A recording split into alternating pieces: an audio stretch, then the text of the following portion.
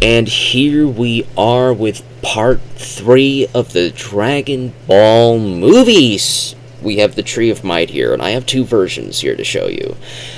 This one's the Funimation one, obviously, and this one is the Pioneer one. It's the only one of the 3 Pioneer movies that I have on DVD. I have Dead Zone and I have World's Strongest on Pioneer as well, but they are VHS tapes. And they were the ones I grew up with, and I did mention in those videos that they were my favorites. Dead Zone and World's Strongest, those tapes, I watched them over and over and over and over. That by the time I watched the Funimation version of them, they felt wrong to me. They felt like I was listening to the wrong dub team. I was listening to the wrong voices. They were using the wrong music because they didn't keep Kikuchi's score in. Unless you chose to listen to it with that. Obviously, with all of these versions, with all of these releases, they do have the original broadcast version, which the one that they put on cable TV without Kikuchi's score, and then there's the one with the Funimation team with Kikuchi's score, and then there's the Japanese version with Kikuchi's score. There's 3 versions that you can watch on all of these recent modern-day releases of Dragon Ball. This one only has one version. I don't even know if it has the Japanese version on here. I think it's just the Ocean Group version. But that's fine. I have this version for the other versions, obviously. I got this one at Goodwill years ago. I don't remember my first introduction to Tree of Might on cable. I don't remember when I watched it, but I think it was after Funimation took over voicing the Dragon Ball team, so I don't know if I actually ever heard the Pioneer dub for Tree of Might until I finally got this DVD. But I have heard the Pioneer for Dead Zone and World's Strongest many times before I heard the Funimation versions of it, and I do prefer the Pioneer versions. I'm sorry, I do. I loved the Kikuchi score for these movies. These first 3 movies, Kikuchi's score fits them perfectly. The Pioneer team voicing most of the characters fits their characters perfectly. The only one I do think that the Funimation team does do a really good job voicing a lot of these characters, especially in the 3rd movie. I think they changed voice actors for Oolong. He doesn't really have a big role in this movie, unlike World's Strongest, so it's not really that big of a deal. I do like the Oolong voice in here, but I prefer the original one. Like I mentioned with my Pilaf Saga review, I had the tapes of the original dub team, and that's basically the Ocean team. For example, the person who voices Kid Gohan in Ocean Dragon Ball voiced Kid Goku in the Pilaf arc. And technically the Pilaf arc, when they voiced that technically came first before Ocean Z. So that's funny, you know, so that we had Kid Goku with that voice before Kid Gohan. In the Funimation case, Stephanie Nadolny was brought in to voice Kid Gohan, and then they came in to do Z and had Stephanie Nadolny voice Kid Goku. So that's the other way around. In Pioneer Ocean Group, it's the different. I love that Taikon. I love learning about these little tiny little tidbits with this stuff. It's always the small things that interest me far more than the actual movies themselves. But in this case, Tree of Might is both. Half of it is some of my favorite stuff. The other half, it's really bland. It's probably the weakest of the 3 films that I've watched so far.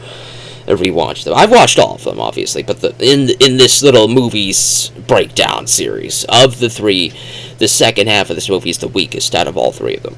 But the first half is probably the best first half of all 3 of them. The first half of Tree of Might opens with a probe from Turles, who is a space pirate, Saiyan, who looks like Goku, crash landing on Earth, destroying a forest. Just so happens to be where Gohan, Krillin, Bulma, and Oolong happen to have a camping trip right now. And so we have, for the first time in a long time, I think they did have a couple unique openings. I think for Wrath of the Dragon, the last Dragon Ball movie, the last Dragon Ball Z movie, they did have another unique opening. But for this one here, Tree of Might has its own unique opening to the Chala Hechala theme with the opening credits sequence. They made a brand new opening montage of Krillin and Gohan going out to collect the Dragon Balls so that they can restore the forest that got burned at the start of the movie, and they meet up Tien and Chaozu along the way, and that's how they get involved in the movie. Yeah, Tien and Yamcha are in this movie.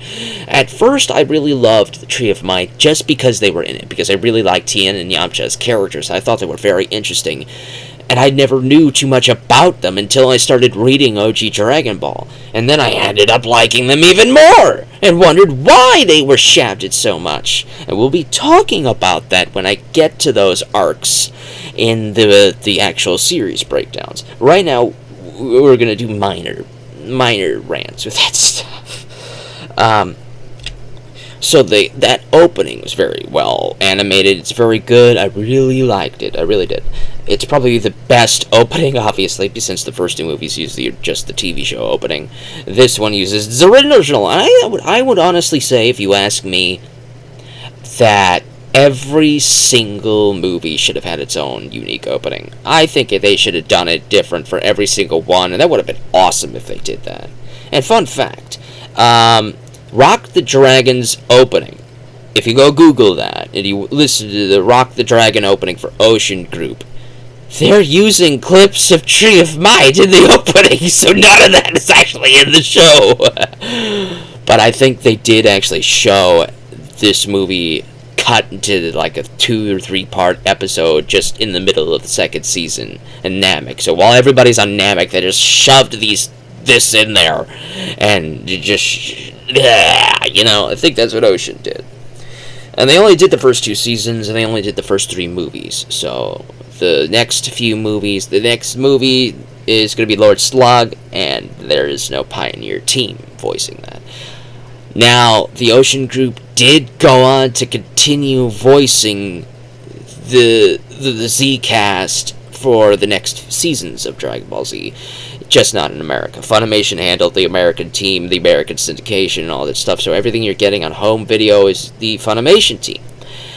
But to my knowledge, from sources that live in Canada and live in the UK, they apparently got more Ocean Group. They got the Boo Saga and Ocean dub. They continue to do that.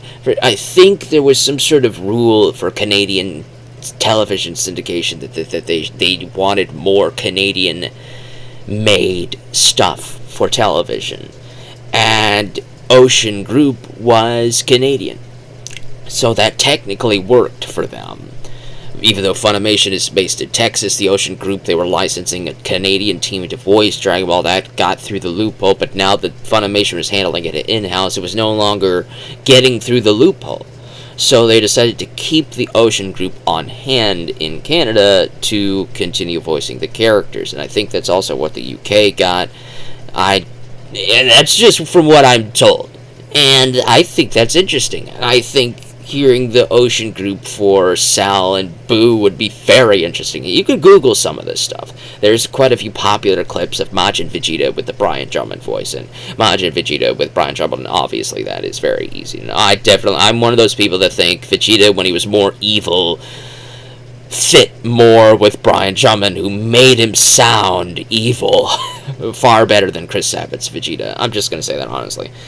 But I do think Chris Sabat's Piccolo is far better than the Ocean Group's Piccolo. But I do like the Ocean Group's Piccolo as a villain. Ocean Group Piccolo as a villain is really good.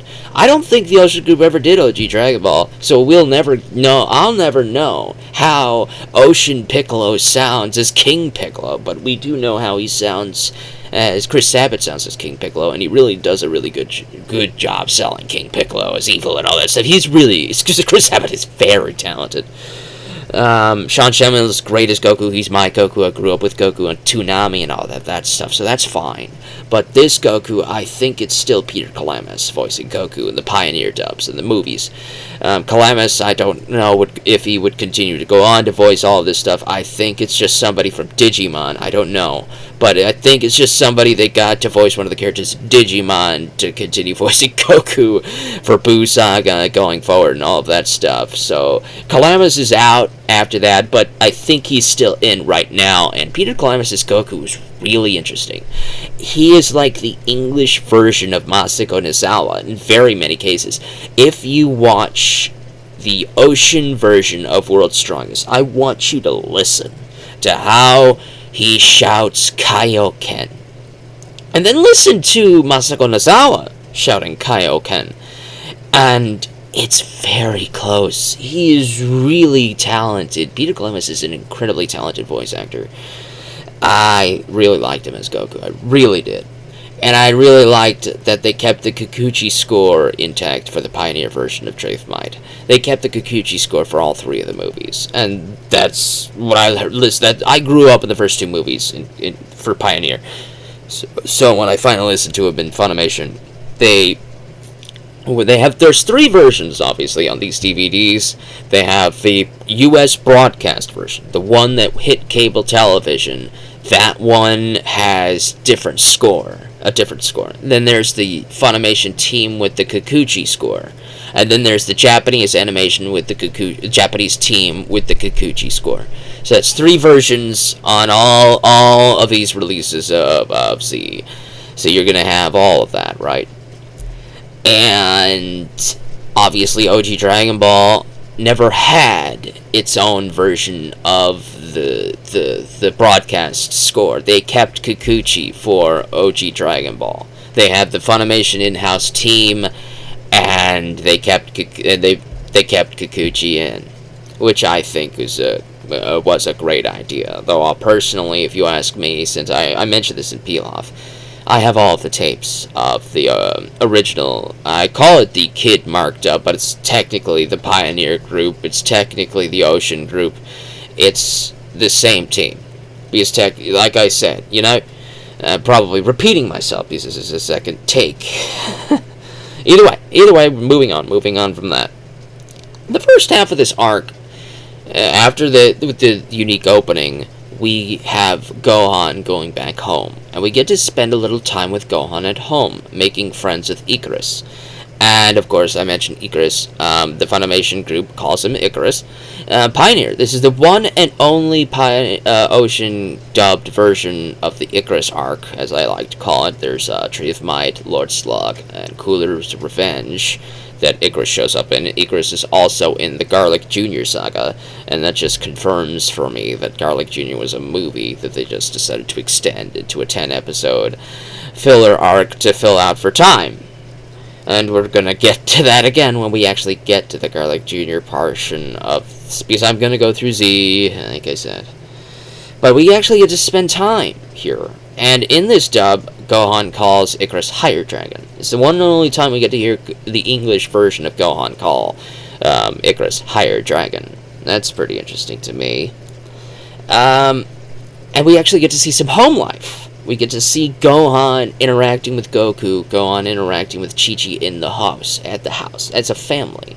As I know the meme where Piccolo is best dad, I honestly think the Gohan and Goku dynamic is very slept on, because we don't see too much of it, but we see glimpses of their home life and how close of a bond they have with each other with these particular scenes. In this one particular, we get to see Goku being more of the lenient dad. Gohan wants to keep his friend Icarus, and Goku really likes Icarus as well. And Chi-Chi says, "Get rid of that critter, get him out of here." So Goku goes off and finds a cave, and he fits it. He makes a little bed of hay. He gets some fruit. He catches some fruit and makes a little basket of fruit in there. Goku sets up a home for Icarus, and he comes and finds Gohan, and he shows Gohan Icarus' new home, and Goku just says, "Don't tell your mom about it." And Gohan, of course, is all happy and all that stuff. It really does show off a bond between father and son here that we don't really get to see too often. And I think it's good to show this connection that these two characters have, and Toriyama should have showed more of that in his manga. He should have showed more of that. Though he did show a couple of scenes of Goku and Gohan in the Room of Spirit and Time Chamber. We're gonna get to that in the Android arc when I talk about that. But I do think that Goku is the better father, because he is the father. He's close to his son. He's just a little bit preoccupied with fighting. Gohan is a kid caught between two worlds, and we could see the dichotomy in his character, especially in World's Strongest, Tree of Might, Namek arc, and even in some glimpses in the Android arc, the Cell arc. We get to see glimpses that Gohan is caught between two worlds. And we also see it in Superhero, the latest movie. We see Gohan caught between two worlds there as well. Gohan is actually interested in studying. He actually wants to be a scholar. As we can see in, I think, in the second movie, we get a little montage song, insert song, sung by Masako Nozawa, called I Love Piccolo, which is very cute. In the English version, Gohan, before the song starts, before he falls asleep, he wants to be a great scholar. And then he falls asleep studying, and then the I Love Piccolo song happens. But it really does show the dichotomies. Gohan has an idolization of Piccolo. He's close friends with Krillin. He likes to hang out with Goku's friends and go on camping trips and go party and do all of the leisure activities with them. But he's also adamant on studying. He brings his study books with him, and he may have also wanted to bring his study books with him. It's not just because Chi-Chi made him. Gohan is caught between these two worlds. He wants to hang out with his father. He wants to spend time with his father and his father's friends. And he also wants to study. And in Superhero, we get to see the type of person that Gohan grows up to be. And he's very much like his father. Goku often may feel a little bit absent-minded because he's often off training. And his mind is often on training and fighting and martial arts. And he may be a little bit neglectful to his son in that regards. Gohan is the same way, but with academics. We see Gohan as a freaking nerd obsessed with butterflies and stuff like that. And Piccolo can't even fathom all of that stuff, and he said, "You forgot to pick your daughter up again." And Gohan's like, "Oh!" But it's not because Gohan's a bad dad. It's because Gohan's just like Goku, but instead of being preoccupied with martial arts, he's preoccupied with academics. They're very much the same character, but in two very different ways. And I love that they kept them different characters. Gohan does not need to grow up to be Goku. He does not need to grow up to be the exact same character. I don't want that. I want Gohan to be Gohan. I don't want Gohan to just be a replacement Kid Goku. So I like that they show the differences between these characters, and I loved this opening bit here. This first half of the arc shows some actual character dynamics and downtime, where we actually see the characters breathe and do leisure activities before the fighting comes. And the second half of the movie is the weakest of the three movies so far in this series, by far. Tien and Yamcha just show up for no reason other than to get beaten up. They're in the movie. I like that they're in the movie, but they don't have anything to do because this movie's just too short. This movie is about 50 minutes. It's about 50 to 55 minutes. It's basically a special double-length episode of the television show. So there's not enough time to give to such a large cast. Heck, even Krillin had nothing to do in Dead Zone. He just shows up, you know? And here, Yamcha is probably the only one that has some reason to be here. He's flying his car, even though he's dating Bulma right now. But I wanted to save the Yamcha story for when I got to it and see, but I have to talk about it now. Toriyama sacrifices Yamcha as a character after the 23rd arc of Dragon Ball. He sacrifices Tien as a character as well. There's a lot of build-up for that I will repeat. I'm going to inevitably repeat this in greater detail for the 23rd Martial Arts Tournament and its Saiyan Saga. That Toriyama sacrifices these two characters and takes parts of their dynamic and gives it to Krillin instead. Because for most of OG Dragon Ball, if not all of it, Krillin is the least developed of Tien, Yamcha, and Krillin. Unless we include Chaozu, in which case Krillin is more developed than Chaozu, admittedly. Chaozu is not even a character, he's a plot device. But of the three other humans, Krillin was the least developed. Yamcha develops from a bandit into a boyfriend. He has desires to fight. He wants to keep his martial arts up. He's just not as dedicated as Tien, but he's still a nerd about martial arts. He still wants to get back into training. He thinks city life is making him soft, so he wants to keep going back into it. This guy is still dating Bulma into the Saiyan saga. They have a rough patch of fighting, but Bulma would probably still give him a car if Yamcha asked her for one. Because she would and is yelling at him for buying a car when the Capsule Corporation makes them. He could just grab a capsule at Capsule Corp and drive one of Dr. Briefs' cars. But they had to make an arc here to make Yamcha feel like a fool, because by the Saiyan saga, Yamcha is no longer important. He's no longer a character. He shows up to die in the Saiyan saga. That's it. The only reason Yamcha gets to do anything in this Saiyan saga is in filler. Filler is the only thing that cares about Yamcha by the Saiyan saga. And this comes out during Namek. So this is after they've died. So Yamcha has even less of a character in this, and he's sacrificed even more to be a fool, to make a payment on a car and have it blown up. But he does have a reason to show up for the fight, because Turles and his group destroyed his car. So when he finally shows up, he's here for his car. And I like that, but he does get beaten up immediately, and that is very sad. Henchmen exist for the lesser characters to actually have somebody to realistically beat.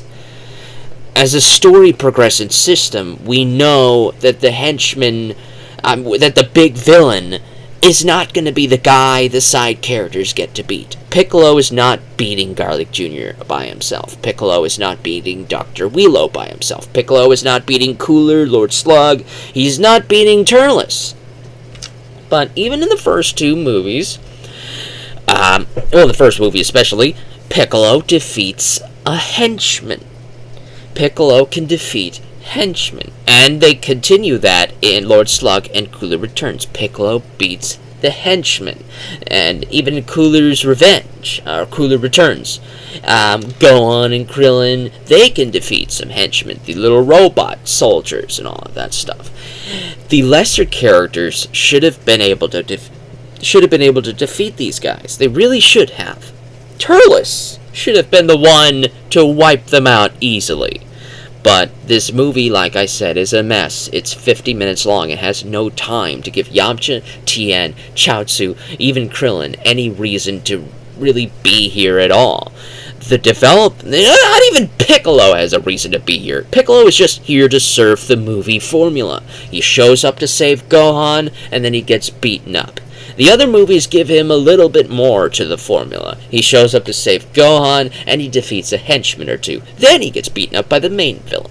That works, and I think that should have worked for Tien and Yamcha and Krillin as well, that they should have also beaten up a henchman. But there's just not enough henchmen, because, Gohan's also here, Piccolo's also here. When Piccolo and Gohan show up, there's not enough henchmen, so they have to end up fighting Turles, and then Turles turns Gohan into an Azaru for no reason, and then Piccolo gets taken out of the story for no reason, then he comes back for no reason, he gets beaten up again by Turles, which admittedly makes sense. That's what should have happened in the first place. He gets beaten up by Turles, but he should have also beaten up a henchman or two. It's just a mess. This fighting portion is rushed because there's just not enough time. It's like, what? They showed up for the fight against Turles for the final 20 minutes. They spent 30 minutes on the better half of the storytelling, and it's all not fighting. So the final 20 minutes being nothing but a big knockdown, drag-out montage where everybody admittedly gets to show off a technique that does nothing, and then they get beaten up. It really, literally, it's very formulaic here. Tien and Chaozu show off the solar flare, and then get beaten up. Yamcha shows off the Sogi-Dan, or the Spirit Ball technique, and then gets beaten up. Krillin shows off the Kienzan, or the Destructo Disc, and then gets beaten up.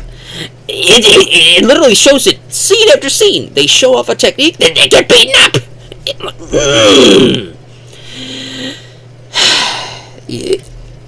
I really did not like this second part of the movie. I really, really did not like it. In either version, I did not like how rushed this fighting was. And I can understand why these characters never will, and probably never, and I understand why they never have, and why they never will show up in a fighting game, these henchmen characters. Because they do nothing. They have no move sets. They don't do anything. There's not enough time to show anything. The only one that shows off a moveset is Turles, and that's why he's the only one that gets to show up in video games, because he's the only one that has a moveset. It's just very, very disappointing that they did this, because you could tell they used the special techniques of the Saiyan Saga for these characters. Yamcha and Tien show off these techniques in a filler episode in the Pendulum Room of the Saiyan Saga, and that's where they basically repeat that here, and then they get beaten up.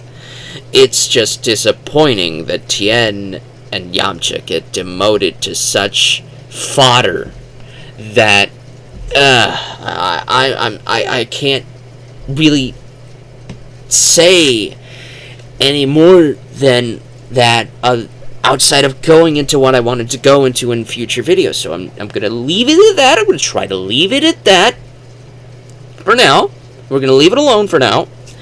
And just say that the first half of the movie is really, really good. And I love that this movie uses the Kikuchi score. They kept the Kikuchi score as an option in this as well. So if you want to listen to either dub team with the Kikuchi score, you have that choice to do so. The movie itself, the villain itself, is not that interesting. Turles is not that interesting.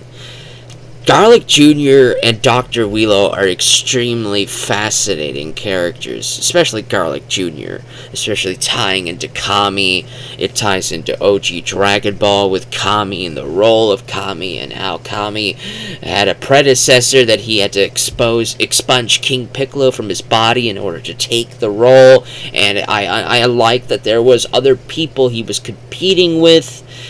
It was very, very well done. Garlic had motivation. He had a reason to be here. Turles, he's just here because he finds a planet. He just finds Earth. Oh, Goku's here. Blah, blah, blah. We all know about Goku for some reason. Turles shouldn't have known a single thing about Goku. He should have been a space pirate off in space who didn't even know his planet got destroyed until long after, and he stayed away from Frieza's radar to try to eat enough fruits of the Tree of Might until he could beat Frieza on his own and take over the galaxy for himself. That should have been his motivation. Goku should have been a surprise for him. He should have been like, wow, you look just like me. You must be a weak-class Saiyan warrior. Congratulations, you survived the purge. Now join me. You're not gonna join me. Then we must fight! And then they fight, and then he gets beaten up, and then film ends. That's pretty much what happens, but his motivation is really garbage. It's really garbage. Especially compared to Dr. Willow and Garlic Jr., it is the least motivation. He has the least amount of motivation. The Tree of Might has the least amount of lore. They make up a lore for the Tree of Might that really breaks a lot of the lore that already exists. The fruit of the Tree of Might being something only for the gods. Well, how did Turles get a hold of it then? Explain! I find that interesting, but tell me more! But they won't. They can't. There's not enough time. The Tree of Might is a mess. I like that Tien and Yamcha are here, but they might as well not have even been here because they contribute absolutely nothing to the story. It's the same with BoJack, but we'll get to BoJack. Well, actually, Tien and Yamcha actually have a reason to be in BoJack. They have the least amount of reason to be here, but I'm glad the story at least gives them a bone, even if it's an embarrassing bone. I'm just glad that they're here. Either way, this movie's at the bottom. If I have to rank it as a total whole, it's not as good as Dead Zone or World's Strongest to me. It has the least interesting fighting animation, it has the least interesting villain, it has the least interesting goons, and the music's good, though. The music, the Gucci score is very not good. It's very good.